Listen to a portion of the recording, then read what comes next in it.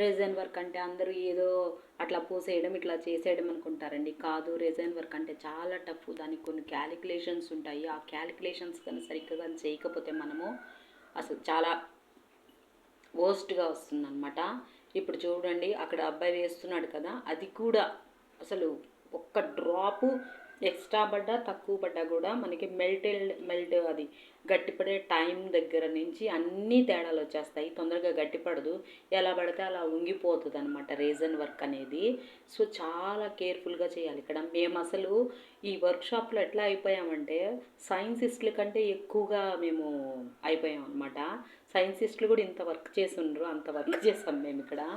అసలు చాలా ఎంజాయ్ చేసాం వర్క్ని అయితే. ఒకళ్ళ తర్వాత ఒకళ్ళము అసలు మేము వర్క్ చేసామన్నమాట. ఇక్కడ వర్క్ చేసిన తర్వాత మళ్ళీ కలర్స్ కలపడము, దానికి డిజైనింగ్ వేయడము, ప్రతి ఒక్కటి చాలా ఎక్సైటెడ్గా జరిగిందనే చెప్పాలి.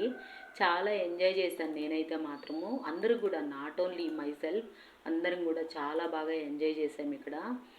ఈ వర్క్షాప్ అయితే నాకు చాలా బాగా నచ్చింది. మీకు కూడా ఎవరికైనా ఇట్లా వర్క్ నేర్చుకోవాలి అంటే నేహా క్రాఫ్ట్స్ లేకపోతే నాకు కామెంట్ చేసినా కూడా నేను ఆవిడ నెంబర్ ఇస్తాను. ఆవిడ చాలా పెద్ద పెద్ద వర్క్లు కూడా డీల్ చేస్తారనమాట.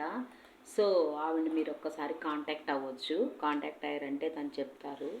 ఇక్కడ చూడండి, అసలు మా పాటలు చిన్నగా లేవు. అసలు ఎట్లా చేయాలి ఏంటి అనేది, అదేదో అల్లం చట్నీలాగా అట్లా ముంచడం ఇట్లా తోయడం ఇదే అయిపోయిందనమాట. చాలా టఫ్ వర్క్.